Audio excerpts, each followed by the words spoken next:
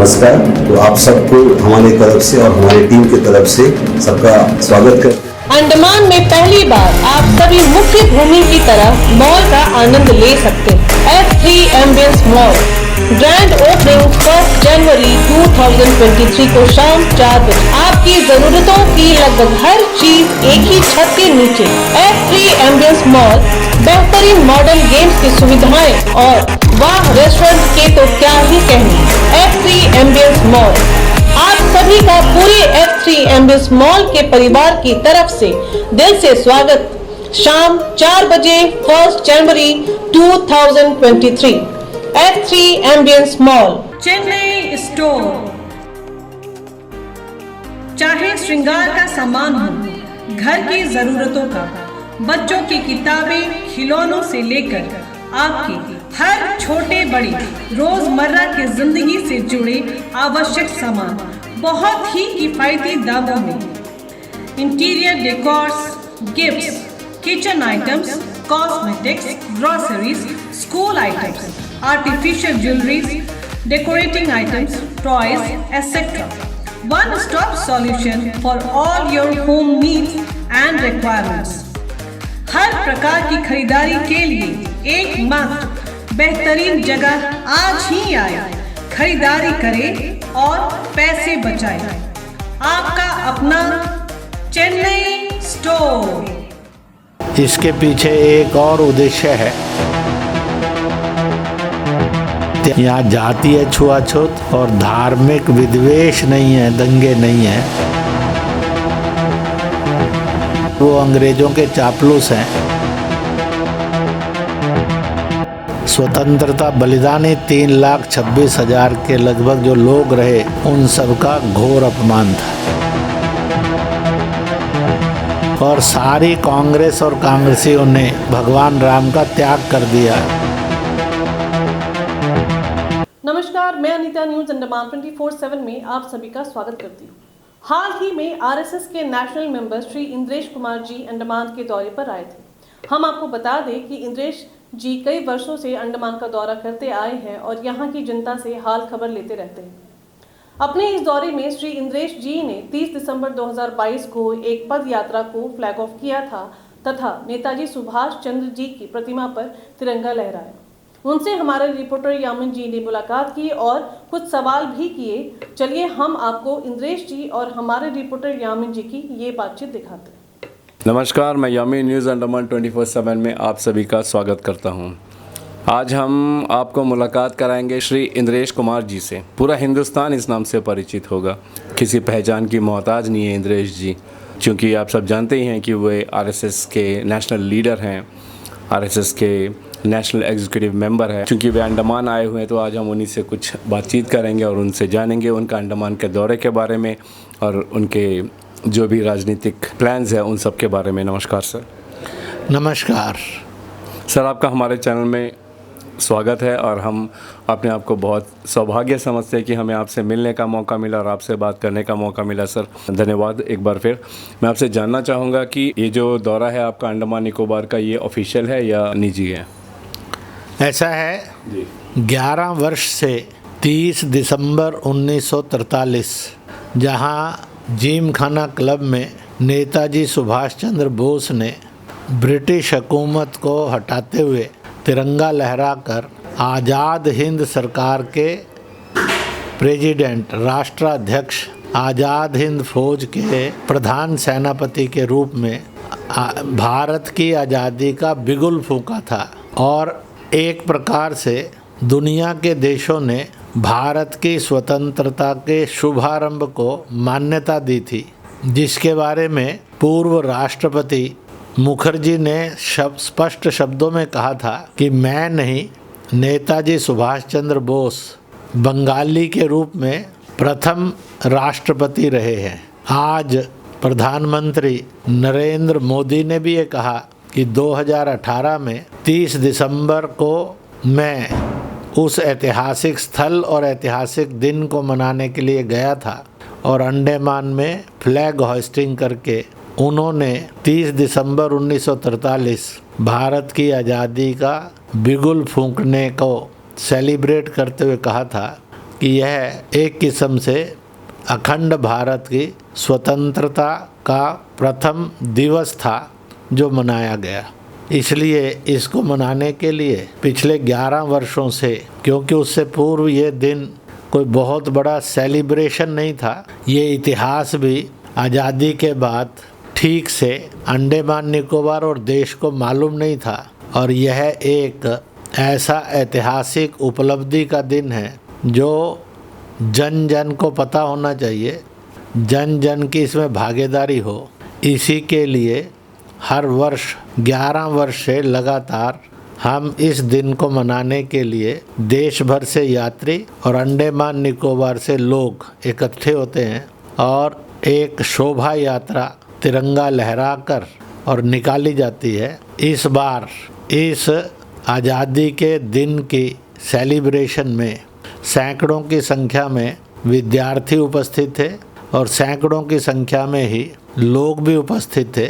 75 foot लंबा और तिरंगा ये हाथों में उठाए हुए, जय घोष लगाते हुए, तरह तरह से खुशियां मनाते हुए यह शोभा यात्रा आज प्रातःकाल संपन्न हुई है। तो हम इसी की सेलिब्रेशन में एक और कार्यक्रम करते हैं, अंडमान निकोबार यहाँ का स्वतंत्रता में योगदान। इसी के साथ साथ यह एक ऐसा समुद्र में स्थान है जो भारत की समुद्री सुरक्षा के लिए महत्वपूर्ण है और इसलिए इस समुद्री सुरक्षा को कैसे सुदृढ़ किया जाए इसका सेमिनार करते हैं। और उसी में अंडमान निकोबार यह एशिया के अनेक देशों को यात्रियों के रूप में, संस्कृति के रूप में और व्यापार के रूप में आने वाले कल का भविष्य बन सकता है, इसकी भी चर्चा करते हैं।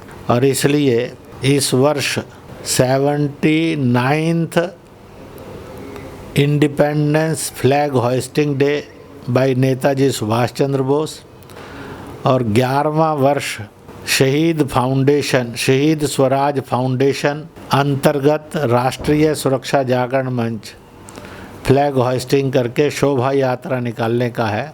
तो इस प्रकार से बाकी देश भर से आने वाले यात्री तरह तरह के द्वीप समूहों पर जाकर प्रकृति का और इतिहास का भी आनंद लेते हैं।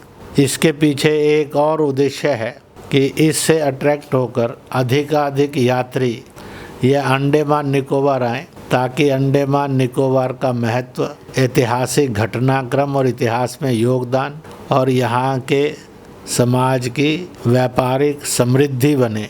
ऐसे सब उद्देश्यों से हर वर्ष 11 वर्ष से मैं आ रहा हूँ और ये यात्रा भी चल रही है और ये सेलिब्रेशन भी होती है। सर, जैसा अभी आपने अंत में बताया कि 11 वर्ष से आप आ रहे थे, ये आपका अंडमान में पहला दौरा नहीं है? नहीं, पहला दौरा नहीं है। पहली बार कब आए थे आप?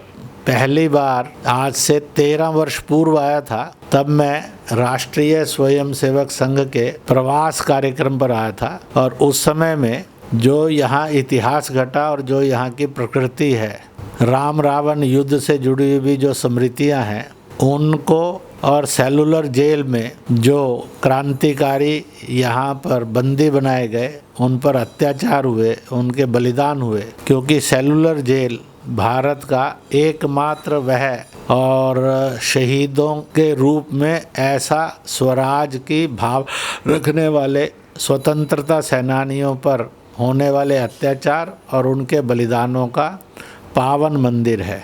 एक साथ पूरे देश में ब्रिटिश हुकूमत के विरुद्ध जो स्वतंत्रता की आगाज हुआ और उन पर जो अत्याचार अंग्रेजों ने किए और बड़ी संख्या में एक साथ रखे गए, वह एकमात्र सेलुलर जेल है जो देश प्रेम का, देशभक्ति का और त्याग का पावन मंदिर है।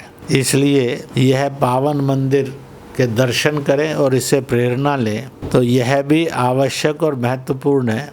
भारत के प्रधानमंत्री कहते हैं देश प्रथम, देश सदैव और देश अंत तक। अगर ये मिशन रहेगा तो फिर एक आत्मनिर्भर भारत, सबका साथ सबका विकास वाला भारत। इतना ही नहीं है, और हम रोजगार देने वाला भारत बने, ना कि रोजगार मांगने वाला भारत बने। ऐसा गैर सरकारी रोजगार से फला फूला भारत ये बनता जाए और सरकारी रोजगार भी बढ़ते जाएं। ऐसा भारत जो दंगा मुक्त भी होगा और छुआछूत मुक्त और प्रदूषण मुक्त भी होगा। मजहबों में प्यार होगा, क्योंकि अंडमान निकोबार की विशेषता है यहाँ जातीय छुआछूत और धार्मिक विद्वेष नहीं है, दंगे नहीं है। इस दृष्टि से full of religious and social harmony Andaman Nicobar है। इस नाते हम इसको प्रणाम भी करते हैं। Thank you sir. बेशक आपकी एक एक बात काफ़ी तुली हुई और बहुत सुलझी हुई बातें हैं। आपने जो जो कही है, बहुत काफ़ी ज्ञान रखते हैं आप हर चीज़ों का,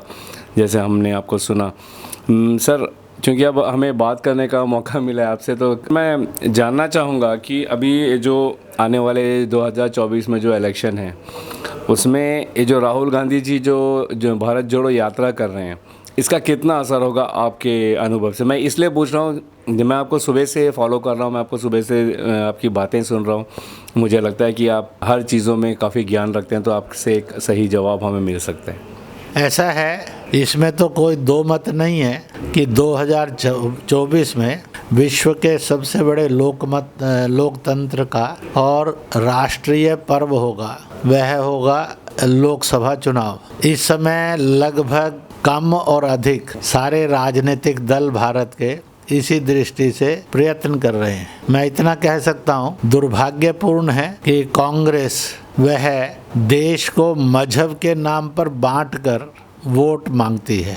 कभी वह आरएसएस जैसी देश प्रेमी, समाज सेवा और सबको साथ लेकर चलने वाली, अनुशासित और दंगों से दूर, उन पर झूठे आरोप लगा कर, गाली देकर अपनी राजनीति करने की कोशिश करते हैं। इसी तरह से देवी देवताओं का अपमान करना, यह भी उनकी एक तबीयत बन गई है, जिसका परिणाम है कि कभी 1950 से लेकर अनेक वर्ष, 40-50 वर्ष से अधिक कांग्रेस देश में और प्रदेशों में सत्ताधारी रही, परंतु रियल अपना इंट्रोस्पेक्शन करने की बजाय उन्होंने देश के अंदर कैसे असभ्यता का वातावरण बनाया जाए, इसको भी बनाया है कि किसी का सम्मान नहीं और सब पर अपमानपूर्ण, अभद्र, असभ्य टिप्पणी करना। इसी के कारण आज कांग्रेस एक दुर्गति में है। उससे उभरने के लिए उन्होंने भारत जोड़ो यात्रा प्रारंभ की, पर यात्रा के प्रारंभ में ही उन्होंने सावरकर, जो पूर्णतः देशभक्त थे, उनके ऊपर टिप्पणी की, क्योंकि वही एकमात्र स्वतंत्रता सेनानी है जिनको अंग्रेजों ने साश्रम कठोर यातनाओं के साथ 2 आजन्म कारावास की सजा दी थी। कांग्रेस में भी ऐसा कोई देशभक्त महापुरुष नहीं रहा होगा जिसको ऐसी सजा अंग्रेजों ने दी है। उन पर आरोप लगाना कि वो अंग्रेजों के चापलूस हैं, यह एक किस्म से स्वतंत्रता सेनानी, स्वतंत्रता बलिदानी 3,26,000 के लगभग जो लोग रहे 1857 से 1947 तक, उन सब का घोर अपमान था। इतना ही नहीं है, अभी उन्होंने देश के सैनिकों का और सुरक्षा व्यवस्था में लगे निष्ठावान कर्मचारी सैनिकों का बहुत बुरी तरह से अपमान किया। सैनिकों की पिटाई की चर्चा की और कहा कि उनको सुरक्षा ठीक नहीं दी जा रही है। और अभी सैनिकों ने और सुरक्षा बताया कि 113 बार स्वयं उन्होंने इनडिसिप्लिन किया है, सुरक्षा व्यवस्था की धज्जियां उड़ाई हैं। अभी उन्होंने कह दिया कांग्रेस ने कि राम को छोड़ दो और राहुल को जपो, और सारी कांग्रेस और कांग्रेसियों ने राम का, भगवान राम का त्याग कर दिया। और इस प्रकार से उन्होंने कांग्रेस को भी डिरेल किया, प्रभु का भी अपमान करने की कोशिश की और देश के लोकतंत्र का भी मजाक उड़ाया। इसलिए कभी कभी ये लगता है कि कांग्रेस अपने दुर्भाग्य को स्वयं खड़ी कर लेती है। वह सकारात्मक राजनीति करें, नकारात्मक, अभद्रता और असभ्य की राजनीति छोड़ दें। यह आपके चैनल के द्वारा मैं उनको जरूर निवेदन करूंगा। सर, बहुत सही बातें हैं आपने जो भी बताई।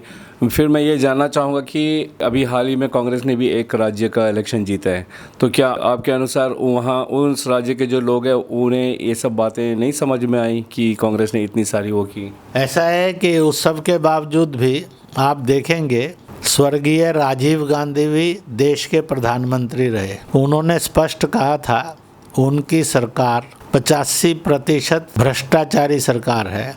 100 भेजते हैं, जनता में 15 ही खर्च होता है, 85% गवर्नमेंट मशीनरी राजनेताओं में ख़त्म हो जाता है।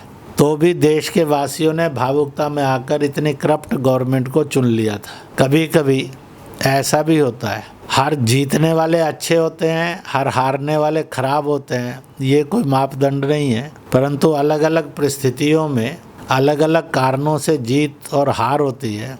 इसलिए सकारात्मक जीत भी होती है, नकारात्मक जीत भी होती है। कभी कभी अच्छे लोग वोट ना डालें, अच्छे लोग मिलकर ना चलें, तो भी गलत लोग चुन लिए जाते हैं। कभी कभी समाज के अंदर मसल पावर के आधार पर भी लोग चुनाव जीत जाते हैं। कभी कभी धन की ताकत पर भी लोग चुनाव जीत लेते हैं। इसलिए यह एक बात बहुत स्पष्ट है, ईश्वर तो भी हर एक को मौका तो दे रहे हैं। गुजरात में बीजेपी को बम्पर मौका दिया, हिमाचल में कांग्रेस को भी खुश होने के लिए मौका ईश्वर ने दिया। अगर वो इस संकेत को समझ लें और सभ्य व्यवहार करें तो ज़्यादा उत्तम होगा। इसलिए कहते हैं अच्छे लोग, गंभीर लोग स्वयं का गहराई से चिंतन करते हुए गलतियों की क्षमा भी मांगते हैं और उससे बड़े हो जाते हैं। किसान आंदोलन देश में चला, सब लोगों ने उसको तोड़ने वाली ताकतों से साथ मिलाकर हिंसा के रास्ते पर भी लेकर गए, और जब लगा देश की जनता जिद पर ही अड़ी है तो भारत के प्रधानमंत्री ने और समय नहीं गंवाया, उन्हें कहा कि अगर आपको लगता है कि आपके बेनिफिट में ये और कानून नहीं है तो समय ही आपको सिखाएगा, परंतु मैं नतमस्तक होकर आपसे क्षमा चाहता हूँ। और उन्होंने क्षमा मांगने से उनका कोई अपमान नहीं हुआ, बल्कि उनका सम्मान का और सत्य की विजय का एक सुंदर मार्ग था, है और रहेगा। इसलिए इसको करना यह कोई अपमान नहीं है बल्कि सम्मान है। कांग्रेस ने गांधी जी की हत्या का आरोप संघ पर लगाया जो कभी भी सिद्ध नहीं कर पाई। अगर उनमें बड़प्पन है तो वो इसकी क्षमा मांग सकते थे कि हमसे ये बार बार दोषारोपण करके हमने गलत किया। मुझे नहीं लगता है उससे उनका अपमान होता, शायद लोगों की आंखों में कांग्रेस का सम्मान बढ़ता। तो इसलिए क्षमा मांगना यह भी एक गुण है, यह कोई अवगुण और कायरता नहीं है। इसलिए आपका प्रश्न बहुत अच्छा है। तो ऐसा नहीं है, जितने राजनीतिक दल हैं ये अपने अपने राज्यों में जीतते और हारते रहते हैं। प्रैक्टिकली तो सारे देश के अंदर भारतीय जनता पार्टी और कांग्रेस दो ही राजनीतिक दल हैं जो सर्व देश में दिखाई देते हैं। कभी कांग्रेस ने राल किया, पर अपने कर्मों से वह धीरे धीरे और सत्ता गंवाती चली गई और बीजेपी सत्ता में आती चली गई। इसलिए ये सत्ता का संघर्ष है जो चलेगा। और परंतु एक बात दिखाई देती है, देश कहीं ना कहीं विश्व की नज़रों में और देश की नज़रों में आज कुशलतम प्रधानमंत्री के रूप में और नेतृत्व के रूप में विश्व में और भारत में नरेंद्र मोदी जाने माने और पहचाने जाते हैं। बिल्कुल सर, जब से हमारे प्रधानमंत्री नरेंद्र मोदी जी सत्ता पर हैं, देश ने कई उपलब्धियां भी हासिल की है, अंतर्राष्ट्रीय मंच पर भी, और खेल कूद हो या दूसरे फील्ड हो, हर जगह पे मैं इस बात से बिल्कुल सहमत हूँ आपकी। सवाल तो कई हैं, फिर कभी हम आपसे पूछेंगे, लेकिन जाते जाते मैं आपसे एक आखिरी सवाल करना चाहूँगा सर, कि बॉलीवुड में जो चल रहा है धर्म को लेकर, रंग को लेकर, इस बारे में आपकी क्या सोच है, क्या राय है?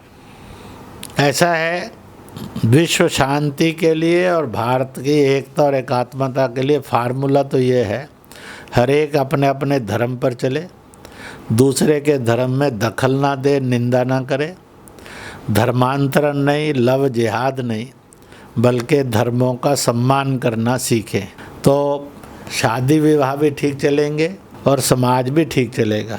परंतु दुर्भाग्य से कहीं ना कहीं मजहबी कट्टरता और मजहब के नाम पर उत्पीड़न यह बॉलीवुड के अंदर बढ़ रहा है। इसलिए बॉलीवुड के अंदर सब एक्टर एक्ट्रेस ने, डायरेक्टर्स ने और समाज ने इसके चिंता करनी चाहिए। तो इस प्रकार से, और ये हिंसा इतनी बढ़ रही है जिसके कारण आत्महत्याएं या फिर और जिसके साथ प्रेम है, एक दिन पहले तक एक दूसरे के लिए जीने और मरने की कसमें खा रहे हैं, उसी का गला घोंट देना या मार देना, फिर टुकड़े टुकड़े करना, यह तो राक्षसी कृत्य हैं। मुझे ये लगता है या तो प्रायश्चित उनको सिखाएगा या फिर सजाएं ही उनको सबक सिखाएंगी। तो इसलिए बॉलीवुड के अंदर अभी जो कांड हुए हैं कुछ समय में, जो कहीं ना कहीं धर्मांतरण से और मजहबी कट्टरवाद से जुड़े हैं, जो नफ़रत हिंसा को जन्म देते हैं, ये कार्य सारे के सारे गैर खुदाई अनीश्वरीय हैं, गैर मानवीय हैं, गैर संवैधानिक हैं।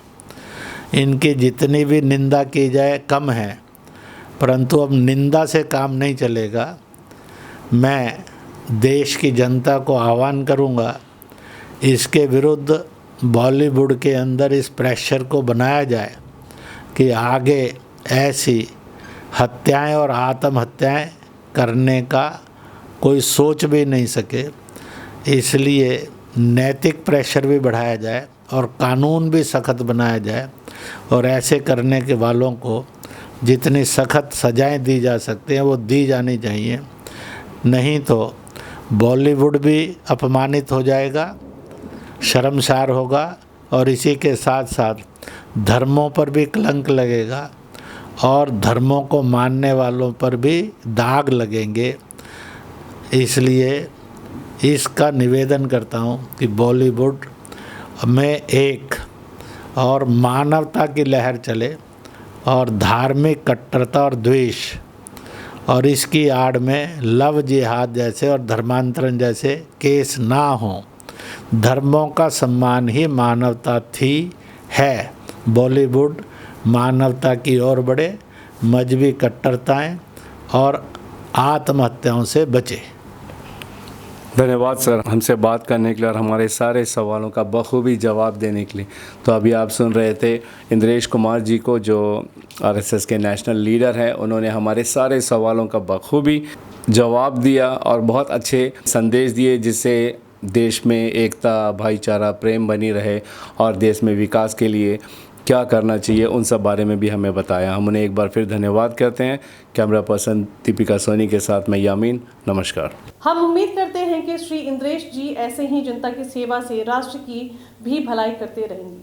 अगर आपको हमारा यह एपिसोड पसंद आए तो कृपया लाइक, शेयर और सब्सक्राइब ज़रूर करें, और जी हाँ, कमेंट सेक्शन में अपनी राय देना ना भूलें। इसी के साथ मैं अनीता न्यूज़ अंडमान 24/7 से आज की इस कड़ी से विदा लेती हूँ। नमस्कार।